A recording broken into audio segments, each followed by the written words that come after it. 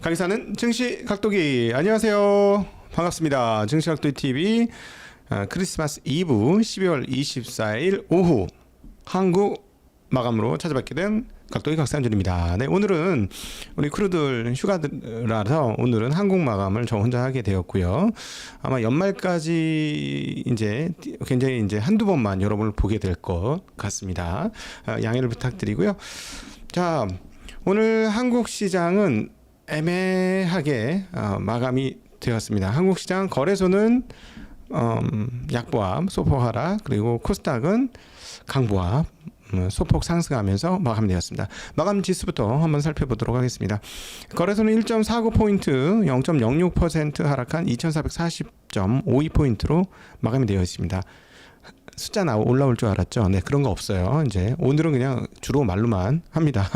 자, 그 11월 말 지수가 2455.91포인트였는데요. 그때보다는 2440포인트가 떨어져 있고요. 연초 대비로는 약 거래소가 8% 정도 떨어져 있습니다. 연초는 2655였고요. 코스닥 지수는 오늘 0.87포인트, 0.13% 상승한 680.11포인트입니다.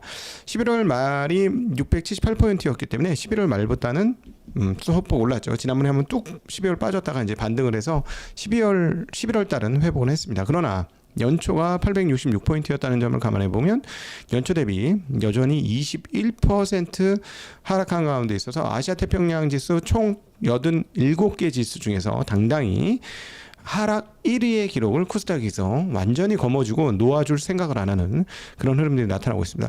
반면에 이제 가장 많이 오른 지수 중에 하나는 대만 지수이고요. 대만 지수는 연초 대비 약 한 28%를 넘게 상승한 그런 흐름들 확인할 수가 있겠습니다. 대만과의 시가총액이 누가 더 클까요? 라는 말은 이제 굉장히 우습게 되었는데요. 대만의 시가총액이 이제 한국의 시가총액을 거의 1조 달러 가까이 앞서고 있습니다. 한국의 시가총액을 달러 환산해 보면은 지금 거래소 기준으로 2,000조가 소폭 넘기 때문에 2조 달러가 되지 않습니다. 그런데 대만과의 시가총액 차이는 9,500억 달러, 거의 1조 달러 가까이 지금 나가고 있기 때문에 엄청난 격차가 벌어졌다라고 말씀드릴 수 있겠습니다. 조금 이따 또 다른 이것과 반전되는 뉴스도 하나 말씀드리도록 하죠. 업종별 흐름을 보면요, 코스피에서는 금속, 네, 고려 아이언되겠죠. 전기전자, 네, 오늘은 삼성전자 덕분에 전기전자 강세였습니다. 운수창고, 통신, 서비스, 음식료 등이 강세를 냈고요. 약세 종목으로는 화학, 네, 종이목재, 제약, 기계장비, 유통, 전기가스, 건설, 금융 등 약세 종목이 더 많은 흐름들을 보여줬습니다. 상승 종목 수의 392종목, 보합 65, 하락 485종목, 하락 종목이 더 많은 그런 양상을 보여줬고요. 코스닥에서는 알테오젠이 큰 폭 반등했습니다. 그래서 이게 지수 플러스 반전의 견인차 역할을 했고요. 시가총액 15조 8천억 정도가 되기 때문에 그 알테오젠의 주가가 어떻게 되느냐에 굉장히 큰 영향을 받게 됩니다. 화장품 관련주들과 그 여타 의약 바이오, 예, 관련 주식들의 강세를 보여줬는데요. 클래시스, 파마리서치, 실리콘2 등이 강세를 보여주었고, 알테오젠 외에 리카켄바이오, 펩트론, 코롱 티슈진, 보르노이 등이 강세를 보여주면서 시장 상세를 이끌었습니다. 반면에 2차 전지는 오전장이 굉장히 크게 올라서 오전장을 좋은 모습을 보여줬는데 시간이 갈수록 하락해서 대체적으로 그 시장에는 조금 부정적인 영향을 미치면서 마감을 했습니다. 현재 거래 고객 예탁금은 52조 원 수준이고요.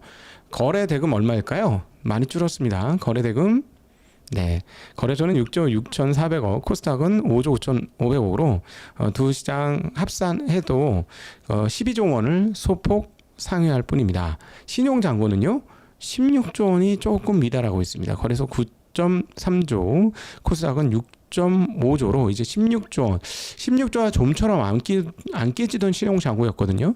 이것이 깨졌습니다. 물론 이제 바닥에서 소폭 올라오고는 있습니다만은 쉽게 늘어나지 못하고 있습니다. 아주 부진한 주변 상황들을 우리가 거래 대금과 그 수급 상황을 통해서 포착해 볼 수 있겠다.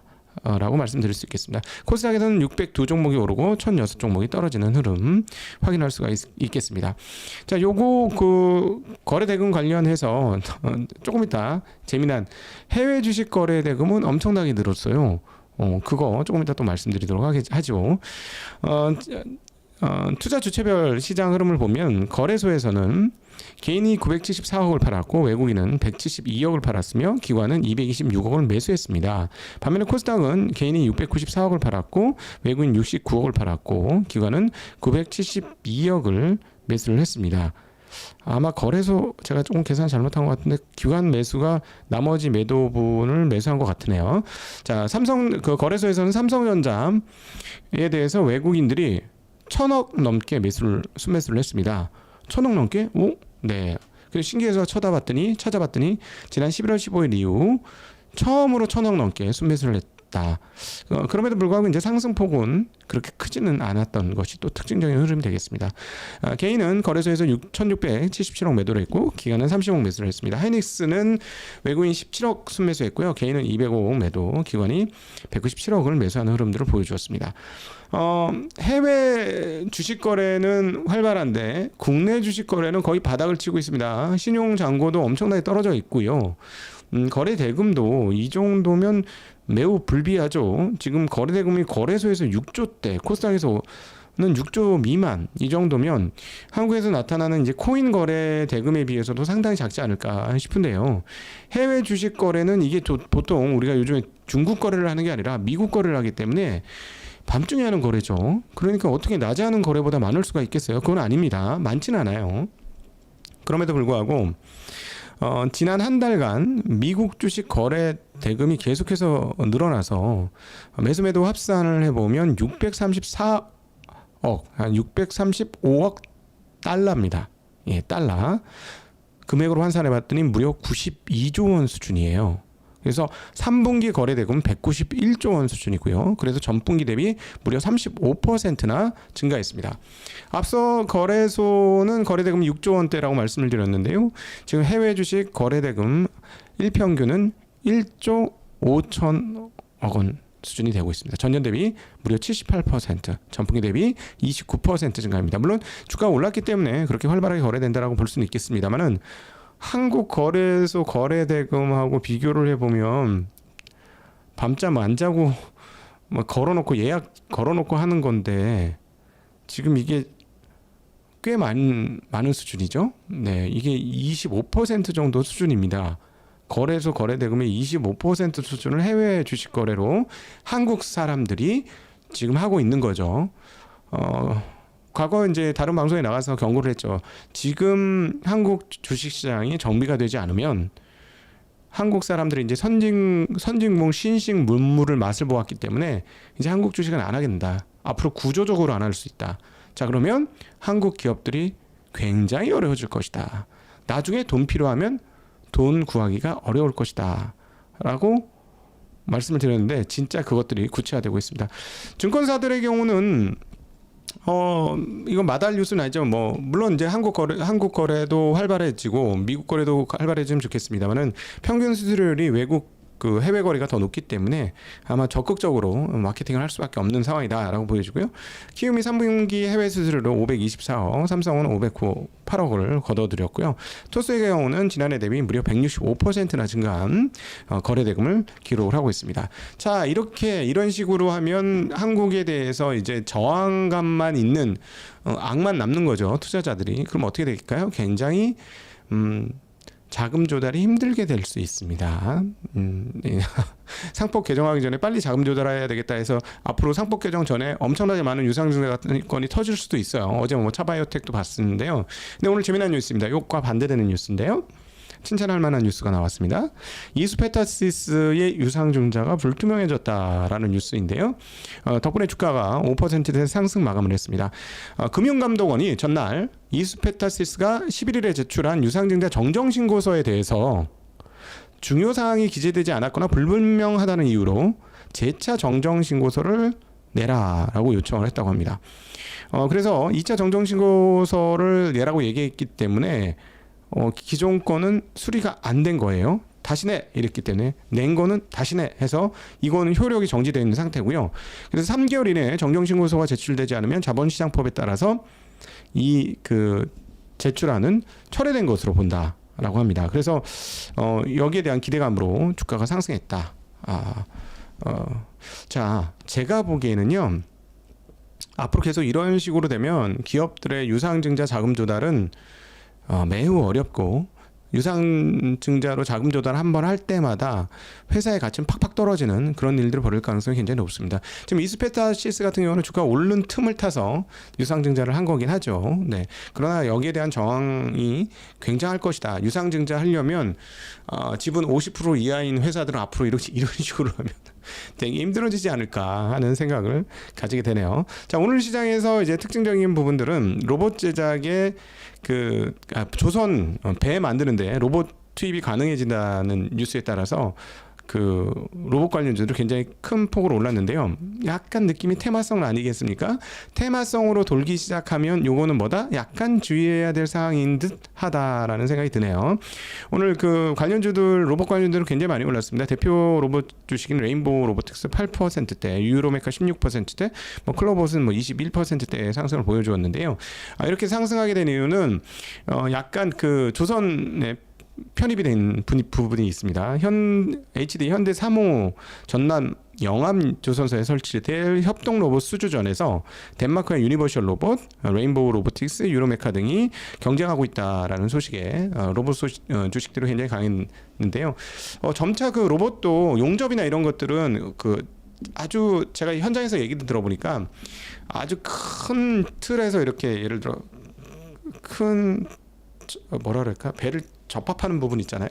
그 부분들은 어차피 일자로 쭉 가는 거 있지 않습니까? 그거는 로봇이 이미 하고 있다는 얘기를 제가 들었었는데, 앞으로도 뭐 이런 것들이 점차 많아지겠죠. 사람 손으로 하는 거 해야 될 수밖에 없는 것은 사람 손으로 하겠지만, 사람 손 아닐 수 있는 거는 계속 이렇게 로봇들이 뭐 용접을 한다거나 좀 위험한 일을 한다던가 이런 일이 계속 되지 않을까 싶습니다. 근데 지금 최근에 조선업이 너무 가볍게 움직여요. 그 무거운 조선업이. 그리고 제가 지난번에 말씀드린 밸류에이션 대비로는 상당하고, 그 다음에 미국의 성장에 대한 수혜를 받고 있는데 밸류에이션은 조금 높습니다. 네, 이 현재 밸류에이션을 충당하려면 한 2-3년 후에 실적이 와야 되거든요. 그래서 그 부분이 과연 나중에 이제 미국의 MRO 사업이라든가 조선 사업, 군함 사업을 접수하게 될 때 엄청난 마진을 얻게 된다면 뭐 그거는 굉장히 주가에 긍정적인 요소가 될 건데, 밸류에이션하고 잘 앞으로는 살펴보시면 좋을 것 같습니다.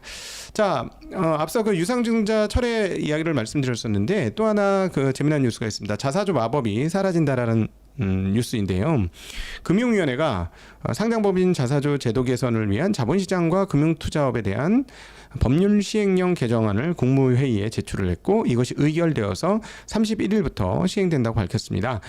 자사주가 보통 어떻게 되냐면 의결권이 없어요. 그러니까 쉽게 얘기하면 권리가 떨어집니다. 자사주 같은 경우는 내가 회사 돈으로 자사주를 사게 되면은 뭐 배당권이라든가 의결권이라든가 신주 인수권이라든가 이런 주주권들이, 권한들이 떨어져 나가게 되거든요. 근데 이게 회사가 만약 인적 분할을 해서 쪼개게 되면 어떻게 되냐면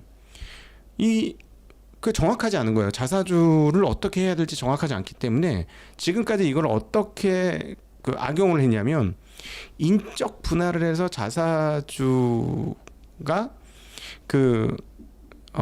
신주 배정을 받게 되는 거죠. 예. 인적 분할에서 신주가 발생하면 신주를 이렇게 받아야 되는데 원래 권리가 없는 주식인데 신주를 받게 되는 거예요. 그럼 어떻게 되면 쪼개고 나면 자사주가 신주를 받아서 자사주 규모가 사이즈가 유지가 되는 거죠. 그래서 예를 들어서 이런 거지. 모회사로 이게 신주 쪼개가지고 모회사로 신주가 이렇게 넘어가서 이렇게 규모가 이렇게 만들어지면은 그거는 누구의 우호 지분일까요? 대주주의 우호 지분이 되겠죠.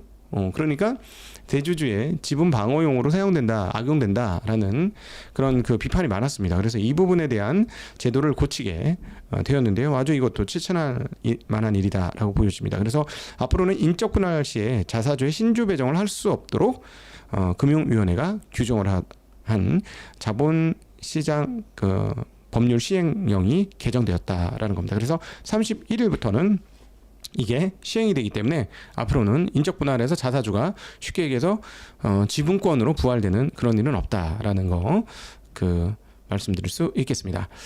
자, 이제 또 하나 이제 오늘 뭐랄까 즐거운 뉴스라고 해야 되나? 뉴스가 하나 있는데 한국의 1인당 GDP가 사상 처음 일본을 추월했다는 뉴스입니다. 지난해 기준으로 이미 한국의 GNI가 일본 GNI를 추월했다는 뉴스는 있었어요. 근데 이번에는 GDP가 추월했다라고 나오고 있는데 일본의 1인당 GDP는 우리나라보다 인구가 많습니다.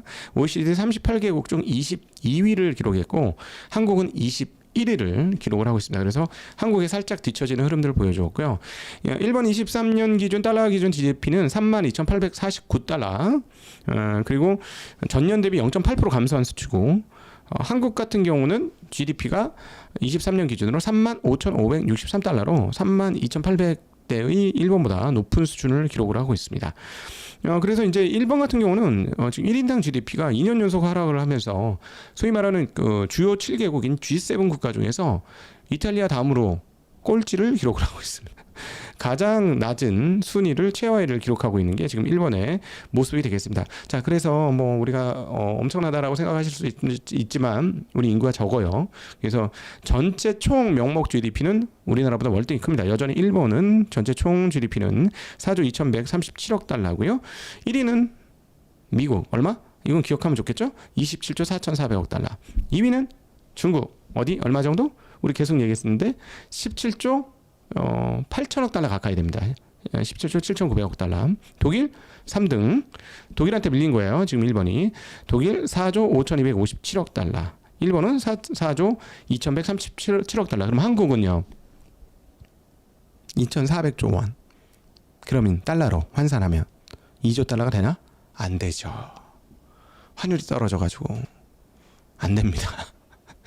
1조 달러 좀 넘죠. 1.5는 넘네요. 네. 네. 일본의 전체 GDP 규모로는 상당한 차이가 있다라고 말씀을 드릴 수 있겠고요.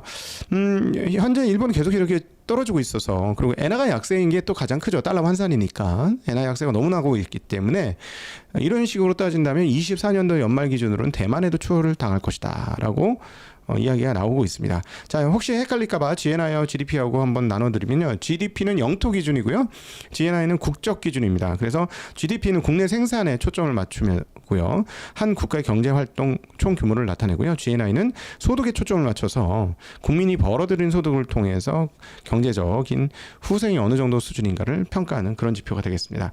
자, 환 볼까요? 오늘 환 원화 아주 약세입니다.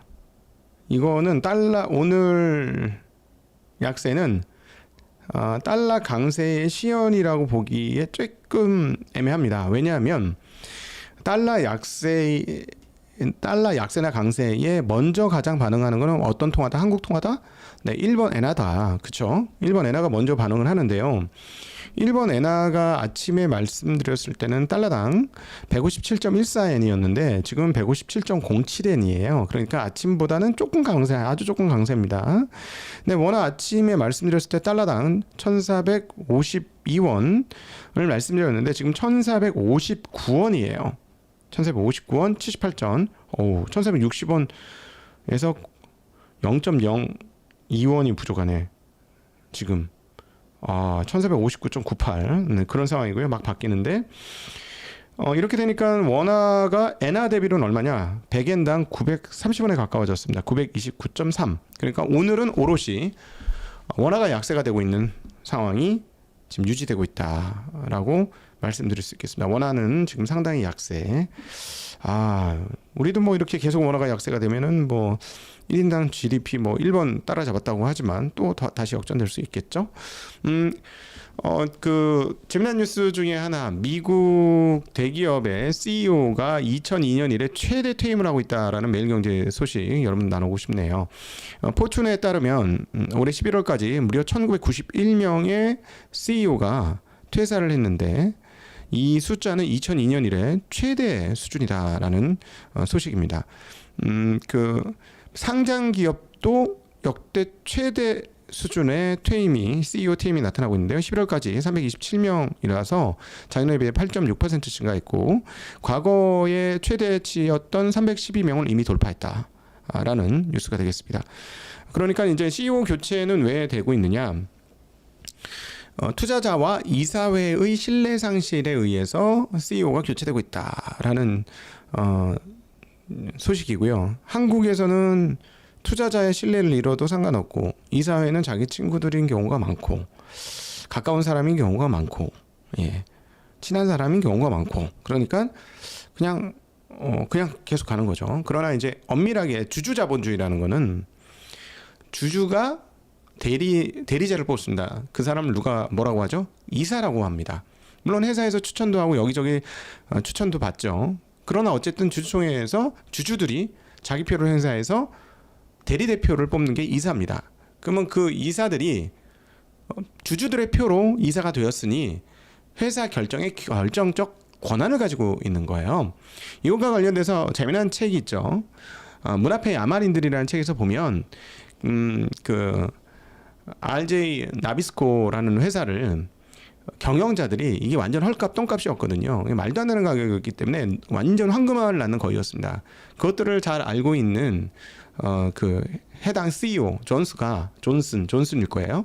네, 그 사람이 야 이거 회사가 완전히 최고의 알곡 덩어리인데 이 회사 인수했으면 좋겠다. 이걸 인수해야 되겠다 해서 외부 차입을 땡깁니다. 그 외부 은행에 거대한 은행으로부터 차입을 땡겨서 이 인수를 시도합니다. 근데 자기는 충분히 이길 거라고 생각합니다. 왜냐하면 이사가 다 자기하고 엄청나게 친하거든요. 그리고 이 존슨은 이사회를 완전히 구워 삶았고 굉장히 친화적인 인물이고요. 그래서 이사들에게 온갖 특혜를 주죠. 회사의 제트기를 여러 개 갖고 있으면서 제트기 이 대기실이 휘황찬란한 삐까뻔쩍한 그런 대기실도 가지고 있고 그래서 그거를 이사들이 심지어는 사적으로 쓸 수 있을 정도로까지 이사들에게 엄청난 배려를 합니다. 일종의 그럼 회사 자금이 어쨌든 그렇게 이사들을 이렇게 배려를 해서 이사들하고 엄청나게 친하죠. 엄청나게 친합니다. 자 그런데 그 처음에 이렇게 살살살살 알아봤겠죠. 그러니까 회사를 인수할 수 있을 것 같았어요. 그래서 이렇게 진행을 했었는데 그 다음에 어떤 일이 있느냐? 이제 곧장 시작하게 되자 굉장히 헐값이라는 게 주변 투자 시장에서 보니까 웬걸? 이 뭐야? 말도 안 돼? 저 가격에 인수를 한다고? 말이 안 되지 이러면서 여기저기에서 막 뛰어들죠. 그리고 여러분도 뭐 익히 아시다시피 KKR이라는 회사도 뛰어들죠. 근데 이게 같이 경쟁이 됐어요. 경쟁이 돼서 가격이 계속해서 올라요. 계속 탁탁탁탁탁탁 주당 얼마 인수, 주당 얼마 인수, 주당 얼마 인수, 얼마 인수. 왜냐하면 먹을 게 너무너무 많았거든요. 그 회사가. 그래서 결국은 이렇게 가는 과정이 펼쳐지는데 이사회의 행동에 대해서 말씀드리고자 이 예를 들었습니다. 이사회가 어떻게 행동하느냐? 레이스가 딱 걸리기 시작하자마자 그동안에는 이 존슨이라는 그 대표가 엄청나게 친했잖아요. 그 CEO하고 엄청나게 친했는데 얼굴색 싹 바꿉니다.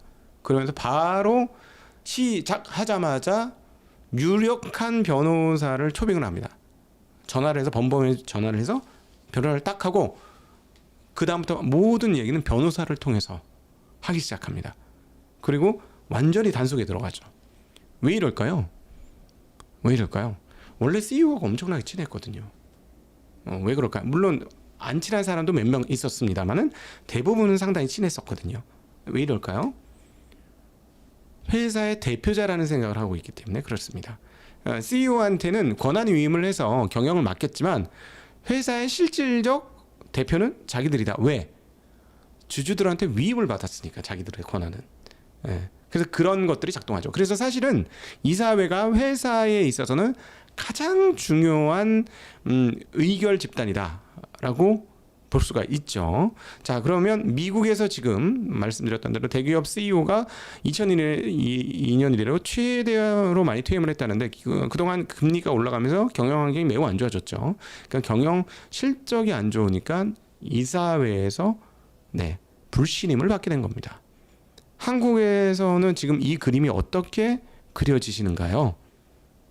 저희가 계속해서 뭐 상법 개정은 되었으면 좋겠다라는 주장을 많이 하게 되는 이유 중에 하나가 이런 거죠. 원래 이사회는 매우 독립적으로 주주를 대표하는 중요한 기관일 수밖에 없는 게 미국의 예를 통해서 우리는 드러난다. 그러니까 미국이 지금 대기업 중에서 이렇게 CEO가 많이 교체된 건 참 충격적인데 물론 어려운 기업들이 많이 있긴 하겠습니다만은 전반적으로 보면 S&P 500 편입 기업 중에 수익률이 계속 증가하고 있는 기업들이 굉장히 많거든요. 그럼에도 불구하고 매우 냉혹하게 CEO를 바라본다는 게 제가 보기에는 미국 자본시장과 주식시장의 역동성을 만들어내는 게 아닌가 하는 생각을 가지게 됩니다. 한국에서도 이제 시작이 되었다고 생각합니다. 오늘 굉장히 이것과 관련된 뉴스들이 많이 있었죠. 앞서 말씀드렸듯이 금감원에서 그 이수페타시스 유상증자에 대해서 다시 서류 제출하라고 얘기를 했고, 그리고 자사주 마법도 금융위원회 그 시행령 개정과 시행에 의해서 자사주 마법도 사라진다는 측면에서 이런 것들 뉴스를 보면 한국도 한 단계 한 단계 지금 나아지고 있는 게 분명합니다. 그래서 답답하긴 하지만 희망을 가지셔도 될 것 같습니다. 이 정도 속도면 과거 속도보다 엄청나게 빠른. 예전에는 자전거 타고 가는 것 같았어요. 근데 요즘에는 지금 자동차 타고 가는 것처럼 빨라졌습니다. 조금 있으면은 고속열차 타는 것처럼 빨라지겠네요. 그래서 한국 시장이 유의미한 변화가 이루어지고 있다라는 점에 대해서는 조금 희망을 가지셔도 될 것 같습니다. 자, 오늘 혼자 진행하다 보니까 어떻게 재미나게 진행을 못한 것 같은데, 네, 양해를 부탁드리고요. 목요일 날은 우리 나침반님하고 같이 만나고, 금요일 날은 또 마지막 방송을 여러분들과 제가 혼자 또 따로 볼 수 있도록 하겠습니다. 이제 드디어 크리스마스 이브가 본격화되네요. 이 방송을 듣고 나면 여러분에게 아름다운 시간이 펼쳐지기를, 그리고 주변에 있는 사람들과 깊은 사랑이 나눠지기를, 가족들과 따뜻한 정이 교환되기를 기원합니다. 행복한 크리스마스 되세요. 메리 크리스마스. 안녕.